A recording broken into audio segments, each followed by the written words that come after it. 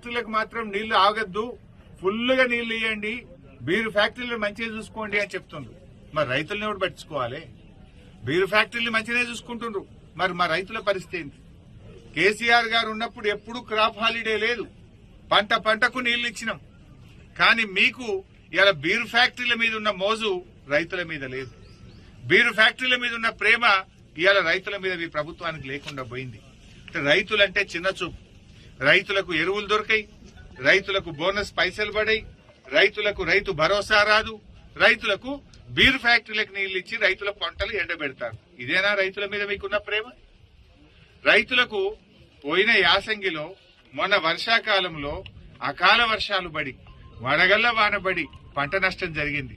10,000 ఇస్తామని ముఖ్యమంత్రి హెలికాప్టర్లు వచ్చి చెప్పిపోయిండు. 10 పైసలు వల్లే ఇప్పటిదాకా ఏడాది అయిపోయింది. ముఖ్యమంత్రి గారు ఇక రేపే ఇస్తున్నా అని చెప్పినావు నువ్వు. పోయిన యాసంగి రాళ్ల వాన పడ్డ పైసలు, పోయిన యాసంగిలో అకాల వర్షాల వల్ల పడ్డ పైసలు గాని, మొన్న వచ్చిన తుఫాన్లో జరిగిన నష్టానికి అటు వరి చేన్లు గాని, పండ్ల తోటలు గాని, ఇతర పంటలు నష్టపోయిన రైతులకు ఒక్క పైసా కూడా ఈ ప్రభుత్వం సాయం చేయలేదు. మీరు బడా కాంట్రాక్టర్లకు బిల్లులు ఇస్తున్నారు, కమిషన్లు వచ్చే కాడ పైసలు రిలీజ్ చేస్తున్నారు. రైతులంటేనే మీకు ఎందుకు అంత మొండి చేయి చూపుతున్నారు? రైతుల మీద ఎందుకంత నిర్లక్ష్యమో అని నేను అడుగుతా ఉన్నా.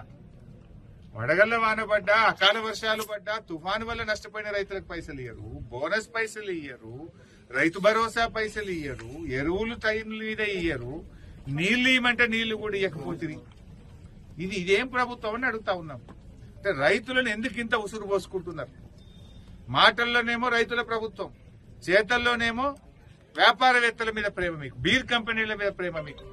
సో ఇప్పటికైనా తక్షణమే రైతులకు పెండింగ్ ఉన్న అన్ని రకాల నిధులు, అది బోనస్ పైసలు గాని, రైతు భరోసా పైసలు గాని, వడగళ్ల వాన వల్ల అకాల వర్షాల వల్ల జరిగిన పంట నష్టానికి సంబంధించిన డబ్బులు తక్షణమే విడుదల చేయాలని బీఆర్ఎస్ పార్టీ పక్షాన, రైతుల పక్షాన డిమాండ్ చేస్తారు.